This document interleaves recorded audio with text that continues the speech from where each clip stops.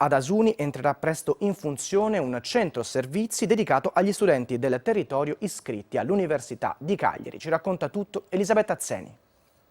Sarà un centro polivalente e sarà messo nella disponibilità non solo di laureandi e laureati del piccolo centro dell'Alta Marmilla, ma pure per soddisfare le richieste di studenti dei comuni vicini. Abbiamo l'obiettivo di raccogliere tutti gli studenti del territorio e di dare la possibilità agli studenti del territorio o a chi volesse iscriversi all'università di usufruire di questo centro. Il concetto è ridurre quanto più possibile le distanze, accorciando quel gap geografico che allontana i paesi dall'area metropolitana. Gli studenti qui potranno seguire le lezioni, saranno accompagnati da un tutor multidisciplinare che verrà formato dall'Università degli Studi di Cagliari, potranno quindi conseguire la laurea, ma potranno anche avere un posto dove andare a studiare, quindi un punto d'appoggio come la biblioteca, oltre ad avere un punto che gli permetterà di avere l'accesso alle lezioni a distanza, ma in una sede fisica.